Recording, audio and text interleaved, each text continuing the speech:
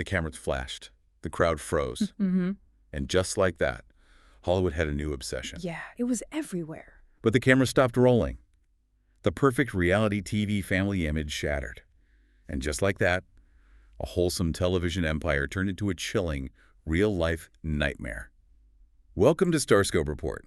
Join Jordan and Jamie as they uncover Hollywood drama, music industry shakeups, and viral influencer scandals. From red carpet surprises to social media controversies, we dive deep into the stories behind the fame. It is, honestly, a complete 180-degree turn from the matching outfits and, those chaotic but heartwarming family vacations millions of people used to tune in for every single week. Right, exactly. I mean, I am honestly still trying to process the sheer emotional weight of what we are unpacking for you today. It is a lot to take in. It really is. Because for this deep dive, we are exploring the incredibly dark fallout of the Jon Kate Plus 8 reality TV family. Specifically, we are focusing on 22-year-old Collin Gosselin and his harrowing new claims. Right, and these claims are about what happened when the cameras were not around. We're also digging into his mother Kate's very specific legal defense against those claims and, well, the devastating divide that is just splitting the remaining family members straight down the middle. So let's just get right into it, because the details of Collin's claims are what really stop you in your tracks. I mean, we are talking about one of America's most famously documented children. Yeah, literally grew up on our screens. Exactly. He is 22 now. He is studying mechanical and industrial engineering at Penn State, and he is getting ready to drop a tell-all memoir on October 13th titled In the Shadow of 8, Surviving the Reality of My Childhood. And he is alleging that he was zip-tied and locked in a basement containment room by his own mother. Wait, zip-tied? Yeah. The allegations leading up to this book release are just incredibly severe. In his recent interviews, Collin claims that his mother treated him vastly differently than his 7 siblings. In what way? Well, he says he was frequently separated from them, banned from playing outside with them, and forced to eat dinner at completely different times. That is just awful. But the basement thing, that is what is really... Oh, exactly. The basement claims are the most alarming. He alleges Kate would actually zip-tie his hands and ankles together and lock him in what he calls a containment room. A containment room. In a suburban house. Right. Just a mattress on the floor. Yeah. And he was kept there for long periods in the dark with the door locked from the outside. Just visualizing that in a family home is chilling. Mm. But, I mean, it didn't end there, right? No, it didn't. Because eventually he wasn't even in the house anymore. When he was just 12 years old, Kate sent him away to the Fairmount Behavioral Health Institute in Philadelphia. Yeah, and it wasn't some brief evaluation either. He stayed there for over 3 years. Over 3 years. Over 3 years. And this is a crucial part of his narrative. He claims he was sent away because he had started speaking up to his teachers about the abuse happening at home. So he's saying she needed to hide him. Basically, yes. His assertion is that Kate needed to put him somewhere where he wouldn't be able to let the family secrets out. See, what honestly broke my heart was the crayon letter. Oh, that part is so tough. It is. While Collin was locked down inside this behavioral health facility, he somehow managed to smuggle out a frantic note to his father, Jon Gosselin. A 12-year-old boy, writing in crayon, saying, "Dear Dad, I am not trying to trick you, but I still love you." Wow. He wrote, "I told Mom I want to live with you, and she said no. But right now she cannot choose for me." And he goes on to say, "I'm old enough now. I'm your son, not hers. She was abusive to me after I left her house." That is heavy. He literally begged Jon to take it to court and ended it with, "Dad, you are my savior. Please help me." The desperation in that letter really highlights a terrifying reality about behavioral facilities for minors because, communication is often heavily restricted or monitored by the parent who admitted them. Right, which was Kate in this case. Exactly. The fact that a 12-year-old felt he had to bypass the medical professionals and the staff just to beg for legal intervention, well, it speaks volumes about his state of mind. And for Jon's part, he claims he wasn't even told where Collin had been sent initially. Which is mind-boggling. Like, how does a father with legal custody rights not know where his child is? Well, it gets complicated. I read that he spent $1.3 million and went through 9 different attorneys over 2.5 years just to find Collin and get him out. It comes down to medical decision-making authority in family court. Like, if one parent have primary legal custody over medical decisions, they can admit a minor to a facility. And the other parent is just left in the dark. Pretty much. The other parent is left fighting through family court dockets, dealing with HIPAA privacy shields, and, filing subpoenas just to locate the child, let alone petition for their release. What a nightmare. It is a bureaucratic nightmare that took Jon years and his life savings to unravel. He did eventually win sole custody when Collin was 14, though. But wait, I keep picturing this like a twisted version of The Truman Show. Yeah. I mean, you have a house that is essentially a television set. Yeah, that is a really good point. There are producers, sound guys, camera crews, lighting assistants walking in and out of that house for years. Not to mention teachers, neighbors, the massive public scrutiny. Right. So if things were this bad, like zip ties and a basement containment room, how in the world did a massive production crew completely miss what was happening behind closed doors?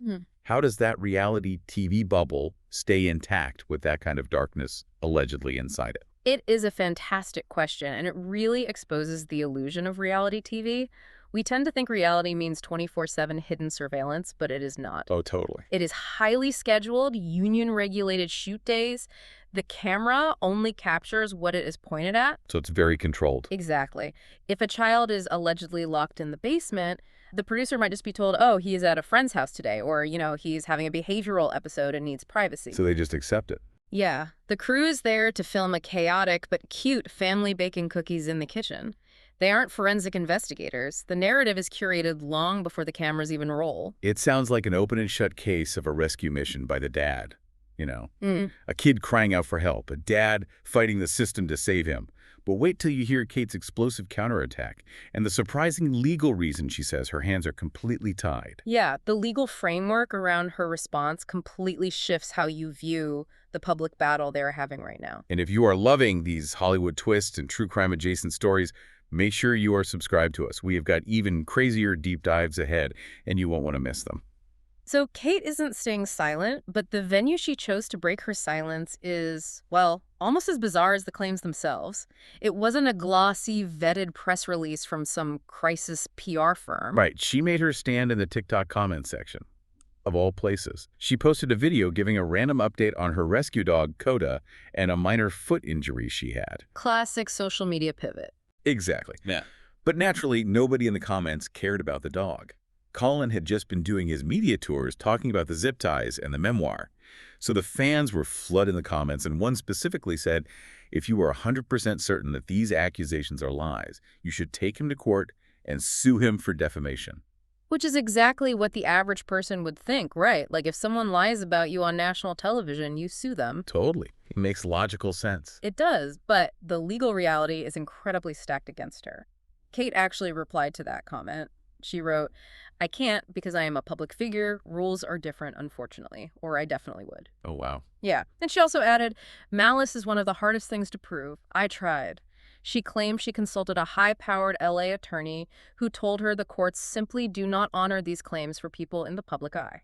But wait, is she just using this as a convenient shield to avoid going under oath? Or is the law really that prohibitive? Because actual malice sounds like you just have to prove the person was being mean. It is a massive, genuine legal hurdle, actually. If we look at the analysis from the Buckingham law firm, the distinction between a private figure and a public figure in defamation law changes everything. How so? Well, if someone spreads a damaging lie about you or me, we generally just have to prove they were negligent or careless with the truth. But for a public figure, the Supreme Court established the actual malice standard back in the 1960s to protect free speech and the press. So what does that actually mean in a modern courtroom for someone like Kate? It means it is not about spite or ill will. To prove actual malice, Kate would have to prove that Collin knew his statements were 100% false when he said them, or that he acted with a reckless disregard for the truth. Oh, so she has to prove what is inside his head. Precisely. She has to prove that he knows he wasn't zip-tied but is saying it anyway. And short of finding an email where he admits, I am making all this up to ruin her, proving knowing falsity is notoriously difficult. That bar is impossibly high. And it gets even worse for her legally.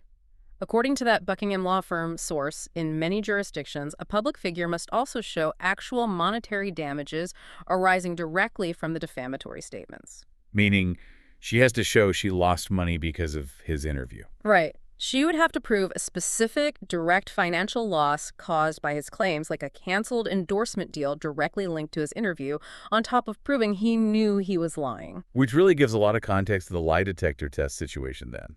because Collin publicly challenged her to take a polygraph about the zip ties. And her response in those same TikTok comments was just a dismissive, ha. Just, that's it. Literally just ha. Huh. She won't take the test, and she claims she can't sue. But she has laid out her own very serious narrative about Collin's past. She gave a detailed release to People magazine claiming Collin is a very troubled young man who received multiple psychiatric diagnoses over the years. Yeah, she specifically alleged violent behavior. She claimed that admitting him to the Fairmount facility wasn't her trying to hide him. It was a decision made by emergency room doctors following one of his, quote, many attacks or outbursts. Which is a huge claim to make about your own kid. It is, and she went on record alleging that a specific incident involved his use of a weapon. Her stance is that every measure taken in their home and his eventual institutionalization was done on the explicit recommendation of pediatric psychiatrists to protect herself, his siblings, and the family pets from his unpredictable violent behavior. I mean, it makes you wonder, does the legal shield of being a public figure act as a convenient excuse for reality stars to avoid testifying under oath where perjury is on the line? Or is it a genuine legal nightmare that prevents celebrities from ever truly clearing their names against false allegations? It is the ultimate diagnostic and legal muddy water, because you have two parties who grew up in front of cameras, both claiming the other is fabricating a reality. Right, we are looking at two entirely incompatible realities. Kate says she is the victim of a severely mentally ill, violent child, and the laws prevent her from fighting back. Collin says he's the victim of a severely abusive mother who locked him in a basement. The scary part is the psychological mechanisms at play here mean they might both genuinely believe their version of events. But this total breakdown in truth doesn't just isolate Collin from his mother, you know? It acts as a shockwave that has completely shattered the bonds with the people who shared his exact upbringing, his siblings. The collateral damage here is just immense. It is. And later in this deep dive, we are going to talk about the shocking twist from the sisters that nobody saw coming. Because you think you know how siblings would react, but this is entirely different. It really is. I mean, we are talking about 8 children who shared a single womb, sextuplets, and a set of older twins. You would think a bond like that would be unbreakable, forged in the unique fire of growing up on television together. But they are essentially in a state of war right now. They are completely divided. On Collin's side, you have his sister Hannah. She is the only sibling he remains close to. Right. She actually left Kate's house as a teenager and moved in with Jon and Collin. Exactly. And she has publicly backed up Collin's claims, stating in documentaries that Collin was indeed separated from the rest of the family, that he wasn't allowed to play with them, and that she felt no effort was made in the home to actually help him. But then on the other side of the battlefield, we have the older sister, Maddie, who is 22, and she has come out swinging against Collin in defense of Kate. Oh, big time. Yeah, after Collin's initial interviews dropped, Maddie took to her Instagram to release a very strong, highly calculated statement. She wrote that she refuses to compromise her peace for anyone, even her brother. And she didn't just defend her mom. She leveled her own severe accusations against Collin. She accused him of hateful behavior and actual physical threats against the family. Yes. Maddie claimed that Collin had physically threatened every member of her immediate family, citing incidents as recent as last year. Last year, wow. Yeah. She also accused him of using hate speech. She made it very clear that she has no intention of rebuilding a relationship with him, stating that the situation had reached a point of physical violence. And Kate, unsurprisingly, publicly praised Maddie's bravery for posting that. So we have Kate and Maddie saying Collin is violent, physically threatening, has multiple psychiatric diagnoses, and requires institutionalization. Mm-hmm. But here is where it gets really interesting and, frankly, confusing. The medical record. Yes, Yeah. the medical records. Because there is a massive factual contradiction here that Jon's representatives are pointing out, involving the United States military. This is the exact piece of evidence Jon Gosselin is using to heavily push back against Kate's narrative. Jon's reps pointed out that after high school, Collin recently enlisted in the United States Marine Corps. And you don't just walk into a Marine recruiting office and ship out to boot camp without them rigorously looking into your past. Absolutely not. The military uses a system called MEPS, the Military Entrance Processing Station. To enlist in the Marine Corps, you have to pass a rigorous full background check. This includes a comprehensive mental, physical, and medical clearance. Right, they don't mess around with that. No, they don't. The military recently transitioned to a system called MHS Genesis, which actually pulls civilian medical records, pharmacy histories, and psychiatric holds. And according to John's camp, Collin passed all of those initial government screenings. Wait, so the U.S. military looked at his current mental state and his available records and said, "You are fit to serve." That is the claim. If Collin had the severe, violently psychotic conditions Kate claims, conditions requiring emergency room doctors to institutionalize him for years over weapon use, John argues that a government psychological screening would have caught it immediately. To be fully transparent with the timeline, though, Collin was eventually discharged during training. He was.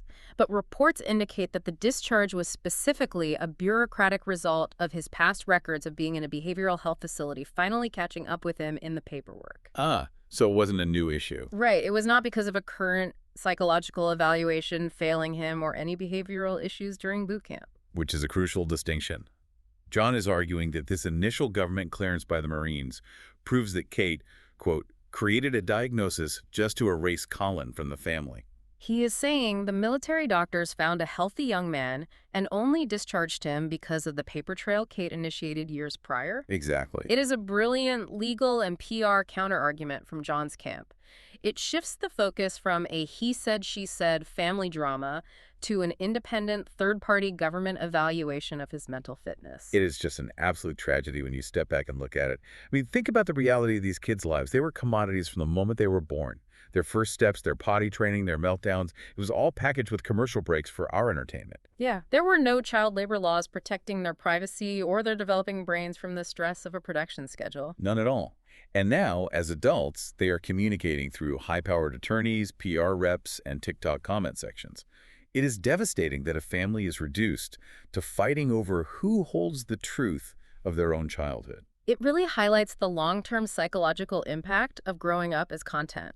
When your childhood is a television show, the lines between parental discipline, actual abuse, producer-driven storylines, and reality become incredibly blurred. Oh, absolutely blurred. The psychological toll of having your developmental years edited for ratings is something we are only just starting to understand as this first generation of reality TV children becomes adults. And if you want to keep exploring these deep dives, stay tuned and hit that subscribe button so you don't miss what's coming next. Because we cover the fallout of fame like this every week, and the stories are really getting wilder. Yeah, if we connect this all to the bigger picture, it leaves us with a lingering, deeply unsettling question. When a family's entire existence is commodified for our entertainment from the moment they are born, when the cameras are always rolling and producers are always shaping a narrative for maximum drama, is it even possible for them to develop a shared objective truth? Or is the reality of their childhood forever distorted by the lens of the camera, leaving them with nothing but fractured, opposing memories of the exact same life? You have been listening to Starscope Report, where Jordan and Jamie uncover the stories shaping Hollywood, music, and pop culture. Thanks for tuning in, and don't forget to subscribe for more stories that keep the stars shining.